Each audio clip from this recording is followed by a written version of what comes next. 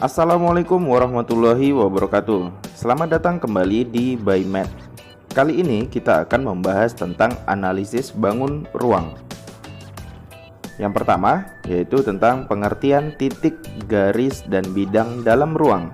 Tapi sebelumnya, subscribe dulu yuk agar kamu tidak ketinggalan video terupdate dari By Math. Jadi nih guys, yang pertama yaitu titik, garis, dan bidang merupakan unsur dalam ruang atau disebut dengan unsur ruang.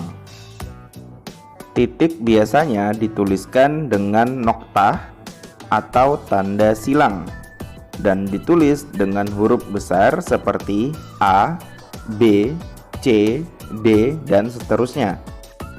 Titik tidak mempunyai ukuran dan sering disebut dengan benda berdimensi 0.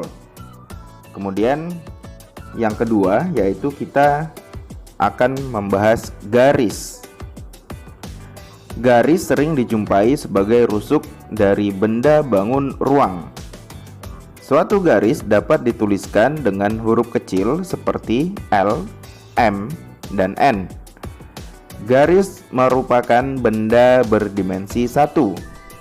Seperti ini ya, garis AB. Kemudian ada juga garis yang seperti ini, namanya garis L.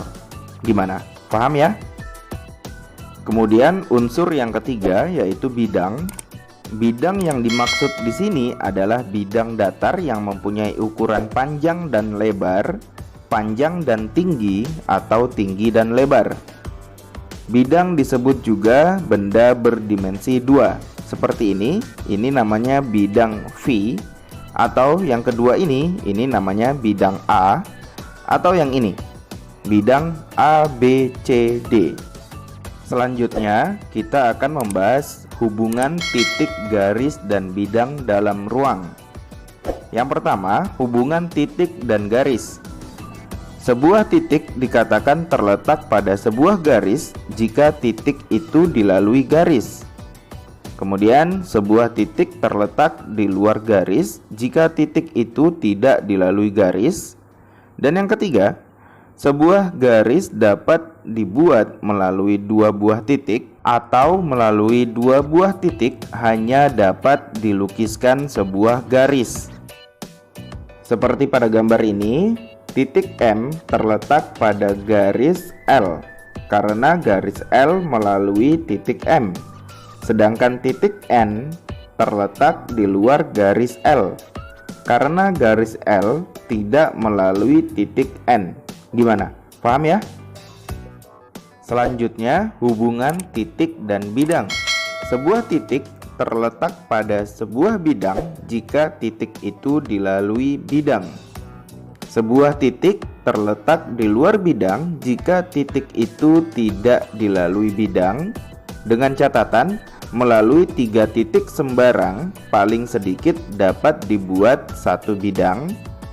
Kemudian melalui 3 titik yang tidak segaris hanya dapat dibuat satu bidang, atau sebuah bidang tertentu dapat dibuat melalui 3 titik yang tidak segaris. Lalu melalui 4 titik sembarang tidak dapat dibuat sebuah bidang. Contohnya seperti ini ya. Pandang bidang ABCD. Titik ABCD dan H terletak pada bidang ABCD ya. Titik A, titik B, titik C, kemudian titik D, dan titik H itu terletak pada bidang ABCD. Kemudian titik E, F, G, dan I terletak di luar bidang ABCD. Ini titik E, titik F, titik G, dan titik I itu berada di luar pada bidang ABCD yang tadi ya. Jadi titiknya itu terletak di luar ABCD. Jika yang pertama tadi ABCD dan H terletak pada bidang ABCD, yang kedua titik E, F, G, dan I terletak di luar bidang ABCD. Kemudian, tidak ada yang dapat dibuat melalui titik A, C, I, G. Gimana? Paham ya sampai sini? Dua garis dikatakan berpotongan jika dua garis itu sebidang dan mempunyai satu titik persekutuan. Titik persekutuan ini disebut titik potong. Pada gambar di samping, garis L dan M berpotongan di titik P. Jadi lihat gambar ini garis M dan ini adalah garis L. Dia berpotongan di titik P yang di tengah ini ya. Lalu, dua garis dikatakan sejajar jika dua garis itu sebidang dan tidak mempunyai titik persekutuan atau titik potong. Perhatikan gambar di samping, garis L dan M sejajar. Garis M yang ini dan garis L yang ini. Dia sejajar tanpa ada titik persekutuan atau titik potong.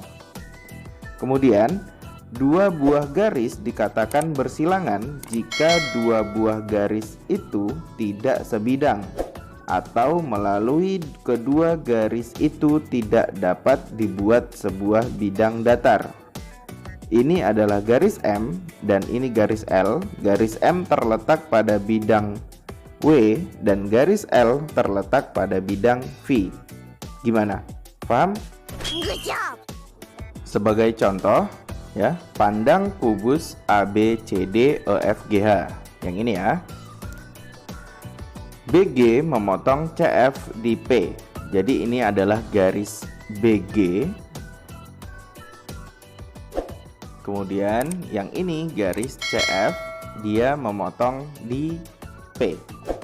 Ya, garis BG dan CF berpotongan di P.